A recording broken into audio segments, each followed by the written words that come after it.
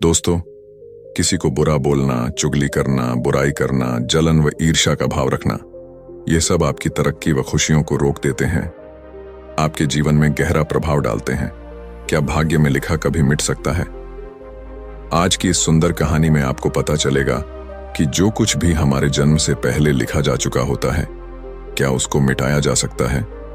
अगर आप यह सब कुछ जानना चाहते हैं तो इस सुंदर कहानी को कृपया अंत तक जरूर सुनें। दोस्तों, यह कहानी बड़ी ही शिक्षाप्रद, महत्वपूर्ण और ज्ञानवर्धक है। मेरा आपसे निवेदन है कि कहानी के अंत तक हमारे साथ में बने रहना। नमस्कार दोस्तों, अब देर ना करते हुए कहानी शुरू करते हैं। प्राचीन समय की बात है। एक गांव में रामू नाम का गरीब किसान रहता था। उसके परिवार में सिर्फ वह और उसकी पत्नी रहती थी। किसान के घर में बहुत समय के बाद एक लड़के का जन्म हुआ। किसान और उसकी पत्नी बहुत खुश थे। सभी आसपास के लोग किसान को बधाई देने के लिए आ रहे थे। एक दिन सुबह का वक्त था। तभी किसान के घर के बाहर से एक साधु ने भिक्षा के लिए आवाज लगाई। किसान के घर में आज खुशी का दिन था, इसलिए उसने साधु महाराज को अंदर बुला लिया और उन्हें बैठने के लिए कहा। जब साधु महाराज बैठ गए तो किसान ने साधु महाराज से कहा, महात्मा जी, हमारे घर में बहुत समय के बाद बच्चे का जन्म हुआ है। आप कृपया करके इसका नामकरण कर दीजिए। साधु ने जैसे ही बच्चे को अपनी गोद में उठाया, तभी साधु ने देखा कि बच्चे की बाजू पर एक चिन्ह बना हुआ है जो राजयोग को दर्शाता है। साधु बच्चे की बाजू के ऊपर चिन्ह देखकर हैरान रह गया। किसान ने जब साधु को हैरान परेशान देखा तो उसने कहा, महात्मा जी, क्या बात है? आप इतना परेशान क्यों नजर आ रहे हो? साधु ने कहा, बेटा, मैं परेशान नहीं हूं, बल्कि मैं तो बहुत खुश हूं, क्योंकि तुम्हारा बेटा बहुत किस्मत वाला है। तुम्हारे बेटे की किस्मत में राजयोग लिखा है। किसान ने कहा, महात्मा जी, मैं आपकी बात समझा नहीं। आप क्या कहना चाहते हो? साधु ने कहा, बेटा, तुम्हारा पुत्र एक दिन राजा बनेगा। इसका विवाह 16 वर्ष की आयु में इस राज्य की राजकुमारी के साथ होगा और फिर यह इस नगर का राजा बन जाएगा। साधु की बात सुनकर रामू बहुत खुश हुआ। जब गांव के लोगों को पता चला कि रामू का बेटा एक दिन इस नगर का राजा बनेगा, तो सभी लोग उसको देखने के लिए आने लगे। एक दिन की बात है। उस नगर का राजा हिरण का शिकार करता करता काफी दूर जंगल में निकल गया, लेकिन हिरण राजा के हाथ नहीं आया। राजा को हिरण का पीछा करते करते प्यास लग गई थी, लेकिन राजा को आसपास कोई नदी या तालाब भी नहीं मिला जहां से वह पानी पी सके। राजा काफी समय से जंगल में इधर उधर घूम रहा था। राजा पानी की तलाश में भटकता हुआ उसी गांव में पहुंच गया जहां रामू रहता था। तभी राजा की नजर एक महात्मा के ऊपर पड़ी। राजा ने महात्मा से पानी मांगा। महात्मा ने राजा को रुकने के लिए कहा और अपनी कुटिया के अंदर से पानी लेने के लिए चले गए। महात्मा ने पानी लाकर राजा को दिया। राजा पानी पीने लगा। पानी पीने के बाद राजा ने देखा कि बहुत सारे लोग बाहर इकट्ठे होकर जा रहे थे। राजा ने महात्मा से उन लोगों के बारे में पूछा तो महात्मा ने कहा, यह सभी रामू के घर जा रहे हैं, क्योंकि उसके घर में एक बहुत ही किस्मत वाला बच्चे का जन्म हुआ है और एक साधु बाबा ने उसके बारे में भविष्यवाणी की है। राजा ने पूछा, बाबा, ऐसी कौन सी भविष्यवाणी की है जिसके कारण सभी लोग वहां जा रहे हैं? महात्मा ने कहा, साधु बाबा ने बताया है कि जब रामू का बेटा 16 साल का होगा तो उसका विवाह इस राज्य के राजा की पुत्री के साथ होगा और उसका पुत्र इस राज्य का राजा बनेगा। महात्मा की बात सुनकर राजा को बहुत गुस्सा आया कि आखिर एक मामूली किसान का बेटा उसकी पुत्री के साथ विवाह कैसे कर सकता है। राजा ने महात्मा से कहा, महात्मा जी, मैं ही इस राज्य का राजा हूं और आप क्या सोचते हो, एक मामूली किसान के बेटे के साथ मैं अपनी बेटी की शादी कर दूंगा। महात्मा ने कहा, राजन, जो इस बच्चे के भाग्य में लिखा है उसे कोई नहीं मिटा सकता। राजा को अपनी ताकत पर बहुत घमंड था। उसने कहा, महात्मा जी, मैं भगवान का लिखा हुआ आपको मिटाकर दिखाऊंगा। महात्मा ने मुस्कुराते हुए कहा, राजन, मैं भी यही हूं और आप भी यही हैं, देखते हैं। राजा ने महात्मा को प्रणाम किया और वापस अपने राजमहल चला गया। रात को राजा को नींद नहीं आ रही थी। वह यही सोच रहा था कि किसी भी हालत में उस साधु की भविष्यवाणी को सच नहीं होने देनी है। अगले दिन राजा अपना वेश बदलकर रामू के गांव में पहुंच गया। लोगों से पूछता पूछता राजा रामू के घर पहुंचा। राजा ने रामू के घर के बाहर जाकर उसे आवाज लगाई। रामू उसकी आवाज सुनकर घर से बाहर आया और उससे पूछा, आप कौन हो और किस लिए आए हो? राजा ने कहा, मैं सेठ हूं और मेरे खुद के कपड़े का व्यापार भी है और पास के ही गांव में रहता हूं। मैंने लोगों से सुना है कि तुम्हारे घर में एक तकदीर वाला बच्चे का जन्म हुआ है और उसकी किस्मत में राजयोग लिखा हुआ है। रामू ने कहा, हाँ सेठ जी, आपने सही सुना है। राजा ने रामू से कहा, अगर तुम बुरा ना मानो तो एक बात कहूं। रामू ने कहा, हाँ सेठ जी बोलो। राजा ने कहा, तुम अपना बच्चा मुझे दे दो, इसके बदले में मैं तुम्हें बहुत सारा धन दूंगा और तुम्हारे बच्चे का पालन पोषण भी करूंगा। रामू की पत्नी ने कहा, नहीं सेठ जी, मैं अपना बच्चा आपको नहीं दे सकती।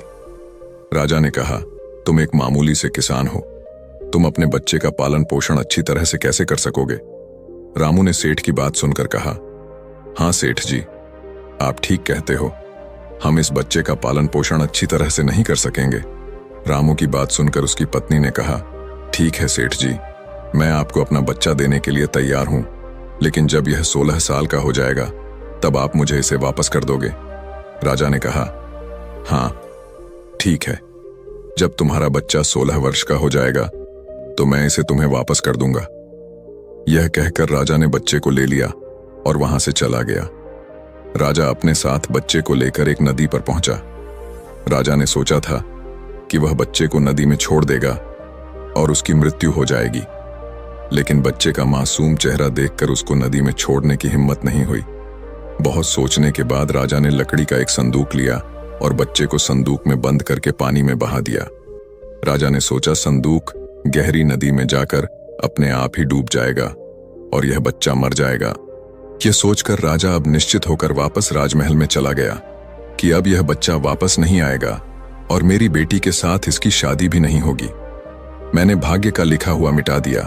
उधर वह संदूक बहता हुआ एक नदी के किनारे पर पहुंचा, जहां पर एक धनवान सेठ सूर्य देवता को जल चढ़ा रहे थे।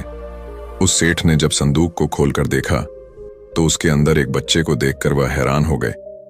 उस सेठ की कोई संतान नहीं थी। सेठ उस बच्चे को अपने घर ले गया। सेठ की पत्नी बच्चे को देखकर बहुत खुश हुई। उसने जब सेठ से पूछा कि यह बच्चा किसका है, तो सेठ ने उसको बच्चे के बारे में बताया कि कैसे वह उस नदी में बहता हुआ मिला है। सेठ और उसकी पत्नी ने बच्चे के लिए भगवान को हाथ जोड़कर धन्यवाद किया। अब वह बच्चा सेठ के घर में पलने लगा। सेठ ने उस लड़के का नाम सूरज रखा था। इसी तरह धीरे धीरे 16 वर्ष बीत गए। सूरज बहुत ही समझदार और बुद्धिमान था। एक दिन सूरज को अध्यापक पढ़ा रहा था। अध्यापक जो कुछ भी पूछता, सूरज तत्काल उसका जवाब दे देता। यह देखकर अध्यापक ने सूरज को कहा, तुम तो बहुत ही समझदार और ज्ञानी हो, तुम आगे चलकर बहुत बड़े आदमी बनोगे। अध्यापक सूरज की प्रशंसा कर रहा था कि तभी वहां से वही राजा गुजर रहा था जो किसी दूसरे राज्य में किसी काम से जा रहा था। राजा ने जब सूरज की तरफ देखा तो राजा वहीं पर रुक गया। राजा ने सूरज से पूछा, बेटा तुम कौन हो और कहां रहते हो और तुम्हारे पिताजी का नाम क्या है? सूरज ने कहा, महाराज मैं सेठ हीरालाल का पुत्र हूं। यह पूछकर राजा वहां से चला गया। अपना कार्य करने के पश्चात राजा जब वापस आया तो वह सेठ हीरालाल के घर गया और उसने हीरालाल से कहा, तुम्हारा बेटा बहुत ही समझदार और बुद्धिमान है। सेठ हीरालाल ने राजा की बात सुनकर कहा, महाराज मैं उसका असली पिता नहीं हूं, मैंने तो उसे सिर्फ पाला है, लेकिन वह मेरे लिए बेटे से भी बढ़कर है। राजा ने सेठ हीरालाल से पूछा, क्या यह लड़का आपका पुत्र नहीं है? तो फिर यह लड़का आपको कहां से मिला?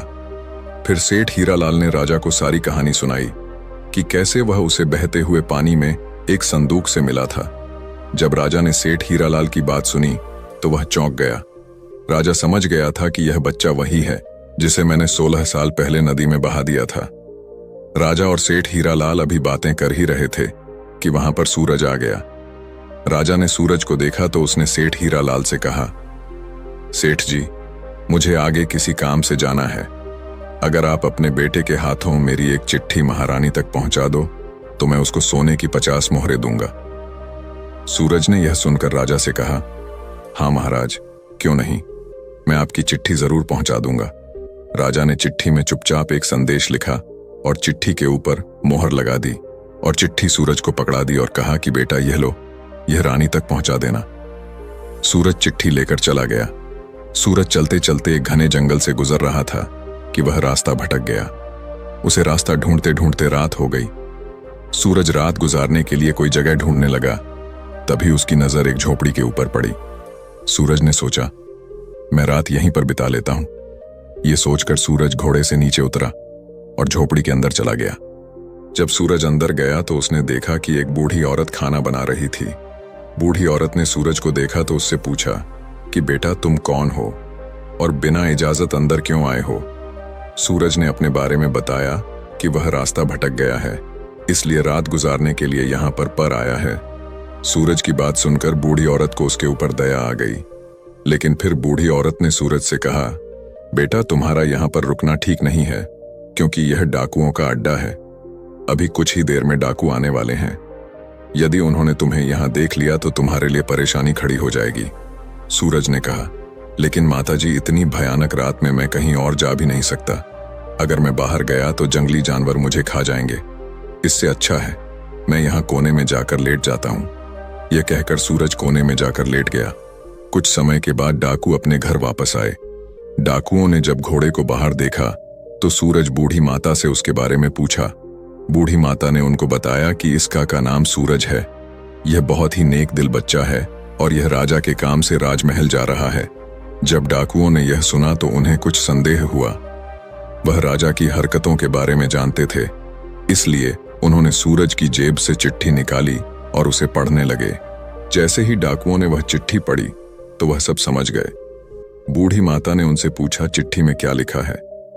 उनमें से एक डाकू ने बताया कि चिट्ठी में लिखा है कि जैसे ही यह लड़का तुम्हारे पास पहुंचे, इसको उसी समय मरवा कर कहीं दूर दफना देना। यह काम मेरे पहुंचने से पहले हो जाना चाहिए। बूढ़ी माता ने जब यह बात सुनी तो बोली, यह राजा कितना दुष्ट है, जिसके हाथों चिट्ठी भिजवा रहा है, उसी को मरवाने का आदेश भी दे रहा है। यह सोचकर बूढ़ी माता ने सोचा कि मुझे इस मासूम को बचाना चाहिए। उसने डाकुओं से कहा। तब डाकुओं ने दूसरी चिट्ठी लिखकर उस चिट्ठी से बदल दी और वापस सूरज की जेब में रख दी। इसके बाद डाकू वहां से चले गए। सुबह होते ही सूरज उठा और बूढ़ी माता को धन्यवाद देकर वहां से चला गया। सूरज कुछ समय के बाद ही राजमहल पहुंच गया और उसने चिट्ठी महारानी को दे दी। महारानी ने चिट्ठी पढ़ी तो चिट्ठी में लिखा था कि यह लड़का बहुत ही बुद्धिमान और ज्ञानी है। यह राजकुमारी से विवाह करने लायक है, इसलिए मेरे आने से पहले ही तुम इसका विवाह राजकुमारी से कर दो। महारानी सोचने लगी कि आखिर ऐसे कैसे महाराज किसी अनजान से राजकुमारी का विवाह कर सकते हैं, लेकिन फिर उसने देखा कि चिट्ठी पर राजा की मोहर भी लगी हुई थी, इसलिए यह लड़का झूठ नहीं बोल सकता। यह सोचकर महारानी ने राजकुमारी का विवाह उस युवक से कर दिया। कुछ दिनों के बाद जब राजा वापस आया तो उसे पता लगा कि उसकी पुत्री का विवाह उसी युवक से हो गया है। यह सुनते ही राजा गुस्से से आग बबूला हो गया और उसने महारानी से पूछा, तुमने यह सब क्यों किया? तब महारानी ने बताया कि महाराज, जैसा कि आपने चिट्ठी में लिखा था, मैंने वैसा ही किया है। राजा ने महारानी को चिट्ठी दिखाने के लिए कहा।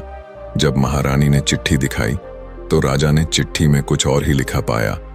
यह देखकर राजा ने गुस्से में सैनिकों को कहा, जाओ और जाकर सूरज को पकड़ कर लाओ। सैनिक तुरंत गए और सूरज को पकड़ कर ले आए। राजा ने गुस्से में सूरज से कहा, तुमने धोखे से मेरी पुत्री के साथ विवाह तो कर लिया, लेकिन मैं तुम्हें अपना दामाद स्वीकार नहीं करूंगा। सूरज ने राजा की बात सुनकर कहा, लेकिन महाराज, मैंने तो आपके साथ कोई धोखा नहीं किया है। राजा ने सूरज की बात सुनकर कहा, तुम मुझे भी बेवकूफ बनाना चाहते हो, लेकिन मैं तुम्हें अपना दामाद स्वीकार नहीं करूंगा। अभी दोनों की बात चल ही रही थी कि एक सैनिक ने आकर राजा से कहा, महाराज, बाहर एक महात्मा आए हैं, वह आपसे इसी समय मिलना चाहते हैं। राजा ने महात्मा को अंदर लाने का आदेश दिया। महात्मा जी अंदर आए तो राजा ने उठकर उनको प्रणाम किया और उनके आने का कारण पूछा। महात्मा ने कहा, राजन, लगता है आपने मुझे पहचाना नहीं। राजा ने कहा, नहीं महाराज, मैंने आपको नहीं पहचाना। नहीं, महात्मा ने मुस्कुराते हुए कहा, राजन, मैं वही हूं जिसे तुम आज से 16 वर्ष पहले भाग्य का लेखा मिटाने की बात बोलकर आए थे। जैसे ही महात्मा ने यह बात कही, राजा एकदम से चौंक गया। उसे सब कुछ याद आ गया। महात्मा ने मुस्कुराते हुए कहा, क्यों राजन, भाग्य का लिखा मिटा दिया? राजा ने आंखें नीची करके कहा, नहीं महात्मा जी, मैं भाग्य के हाथों हार गया। महात्मा ने कहा, राजन, भाग्य के हाथों कोई नहीं जीत सकता, इसलिए अब सूरज को अपना दामाद स्वीकार करो और अपना राजपाट उसको सौंप दो। राजा ने कहा, महात्मा जी, जैसा आपने कहा है वैसा ही होगा। राजा को समझाकर महात्मा जी वहां से चले गए। राजा ने सूरज से माफी मांगी और सारा राजपाट उसको सौंप दिया। तो दोस्तों, कैसी लगी आपको ये कहानी? आप हमें कमेंट सेक्शन में जरूर बताना, और अच्छी लगी हो तो इस चैनल को सब्सक्राइब जरूर कर लेना। तो चलिए मिलते हैं ऐसी ही कोई नई कहानी में। तब तक के लिए अपना ख्याल रखें। धन्यवाद और नमो बुद्धाय।